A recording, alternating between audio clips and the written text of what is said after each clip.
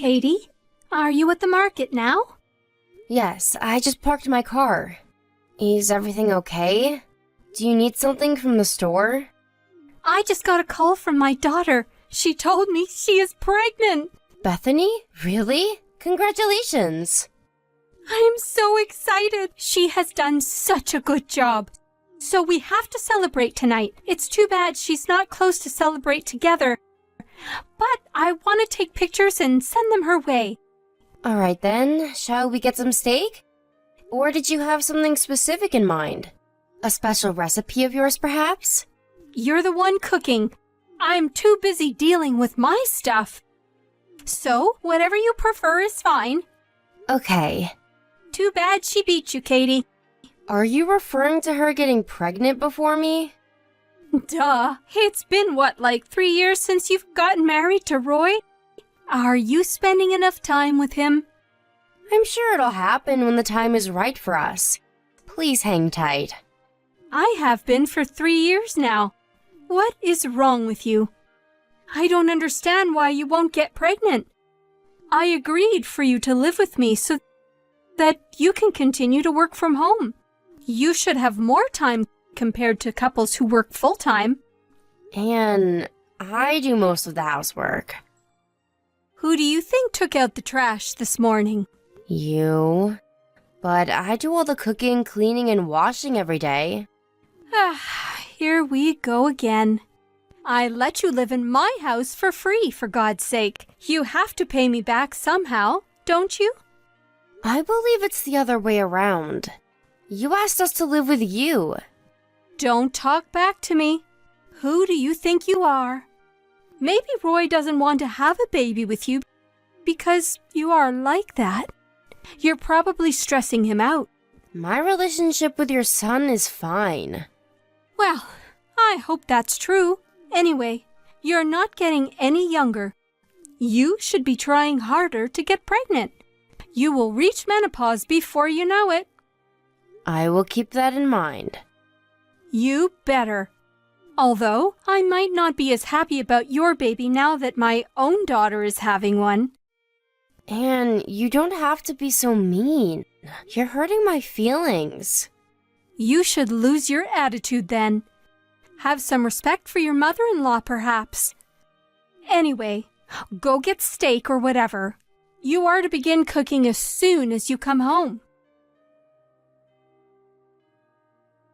Katie, what kind of crib do you think I should get Bethany? Rectangle? Oval? Are you sending her one? No, she's coming back here after the baby arrives. Is that so? Yes, we just decided on it on the phone. So I'm getting a crib for here. You can rent one these days. How long will she be here for? She's only coming to get help from you for the first couple of weeks, right?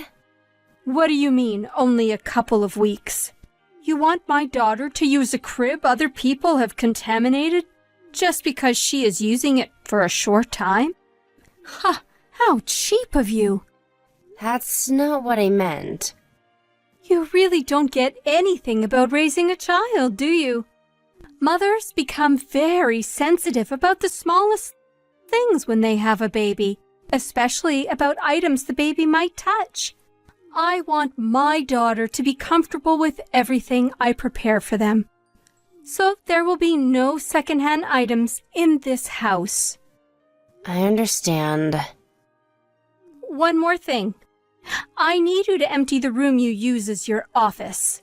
But you have kept Bethany's room? Yes, but she will need more space for the baby. I want her to have your room so that they get more light. Besides, that room was originally the best guest room in the house. It only became your office because Roy insisted on it. I never wanted it to be your office. All right then, I will clean out the room. Please do. It was greedy of you to use up so much space in the first place. I don't want you to use that room again, even after Bethany leaves. You don't even need an office. All you do is click, click, click. I prefer to have a room so I can concentrate on work. I said, don't be so greedy. My late husband would be so sad to see the house occupied with your stuff. So much furniture and appliances that I don't know what you use for. He wouldn't recognize his own home. It's so uncomfortable. I brought in all my furniture here because you asked me to. Because you thought mine were nicer and new, remember? Did I? I must have been trying to be nice to you. I should have been, though. I never imagined you'd have such a bad attitude towards me. I have done as much as possible to fulfill your needs. When did you ever? You're always locked up in your office pretending to work all day. I bet your job isn't even that important. I work, but also get the housework done. There are plenty of things I would ask you to do if you didn't lock yourself up. I just don't, because I am being nice. See, you don't even realize what I do for you. Perhaps. Perhaps. You should be apologizing to me. When Bethany is here, you ought to be more attentive. You might not get it, but being pregnant is very stressful. I understand. Do you really? You're giving me a headache. You probably won't be much help to her since you know nothing about taking care of babies. At least try to stay out of her way.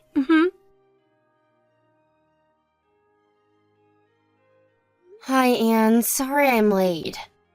My meeting took longer than I expected. I'm heading home now. I will prepare dinner as soon as I get back. No need. I'm ordering in. Sorry I couldn't cook tonight. Katie, in case you have forgotten, I have allowed you to keep your job because you said you are working from home. You never said anything about having meetings out in the city. This was irregular. My client wanted to have this important meeting face-to-face. I don't care what your client says. If you ever do it again, you will have to quit your job. I don't think it will happen again. You think? I have a strict routine to start dinner at 6:30 p.m. You have ruined my cycle. Sorry. I think I should just ask you to leave. You'd only be a nuisance to me and Bethany. Will you not come home and leave us alone for a while? Huh? What do you mean? I said, I'm kicking you out. Get it? You won't be any use. Rather, you just add more stress. Oh, well, are you sure? What? You make it sound as if I need you. I prefer you gone. I would have 0 issues. Okay then. Don't come asking for help later. I will not feel sorry for you. Your help? What can you do? I asked you to do all the chores so that you can improve your low housekeeping skills. I can manage everything without you. Great then. Just to clarify, you don't need me, correct? How many times do I have to tell you to understand? I said I don't. You only annoy me. I will leave before Bethany comes back then. Please do. I'm so relieved I can spend quality time with my daughter and the baby. No more stranger in the house. Woohoo! Katie, my house. What is going on? Oh, hi. You're back? What is happening? Why is all of my furniture gone? I told you I was moving out today. Have you forgotten? Of course not. But why is the entire house empty? How am I supposed to live without any furniture or appliances? I bought most of it, remember? I'm sure I'm entitled to move it out with me. Is there any reason why I should leave my belongings with you? I live here. And I only meant for you to leave while Bethany is here. I never told you to get out for good. Oh, you didn't? You said you didn't need me at all. So I figured we were not living together anymore. Oh, you understood wrong then. But you said I was a nuisance, and that I would be no use to you or Bethany. I was only referring to the next couple of weeks while she's here. You know, I lived there. It's quite sick to kick someone out of their home, don't you think? Where did you expect me to go during those few weeks? You could have stayed at a hotel or visited your parents or something. There are plenty of options. For what, though? You gave me a really hard time living with you. I've been putting up with your crap this whole time. Yet, you have absolutely no respect towards me. First of all, I only moved in with you because you begged. You got Roy to feel sorry for you, saying you were so lonely since your husband passed.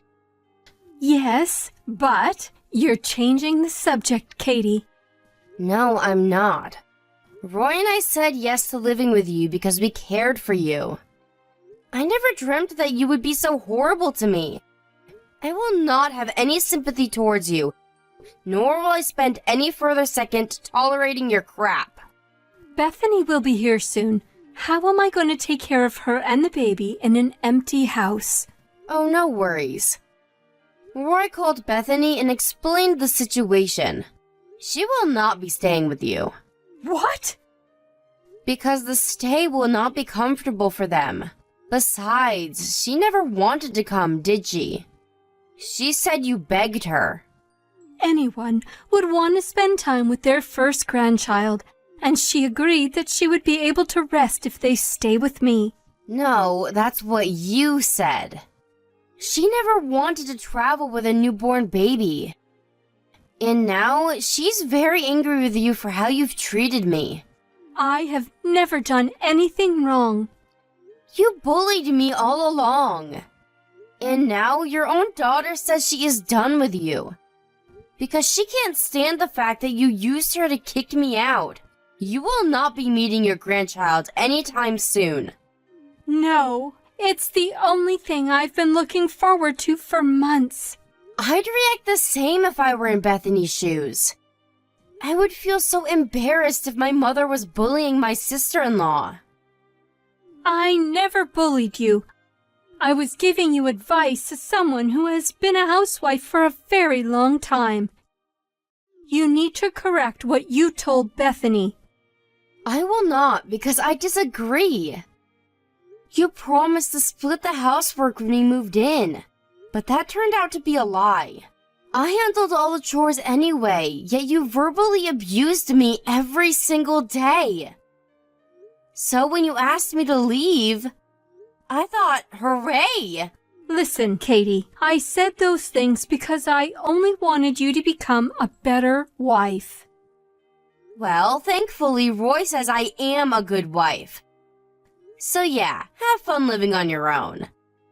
I will not be returning ever. Katie, I am sorry. Please, come back. Nope, we already found a new place to live.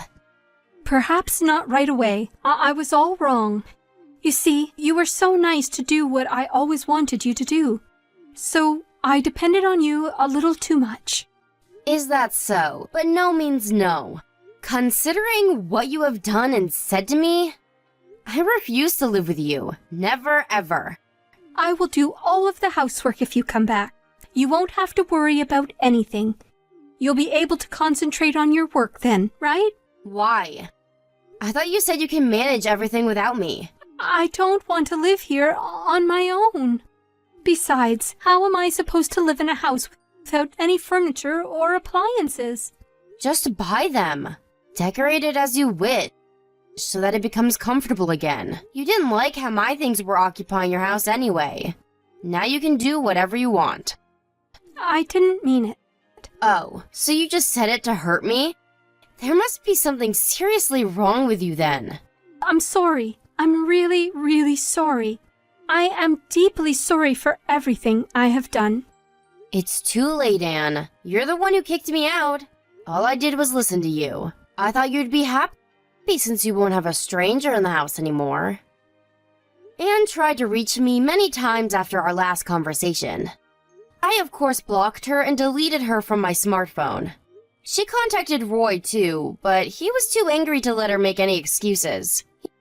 He's been ignoring all her messages since then. Bethany is too furious about what happened, and stopped talking to her mother.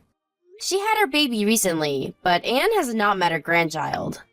I felt very sorry that Bethany and her baby were put in the middle of our fight. But to my surprise, Bethany was thankful that I told her what her mother had done to me. Bethany was already tired of her mother telling her what to do during pregnancy on the phone every day. So she was actually relieved that she didn't have to stay with Anne after the baby arrived.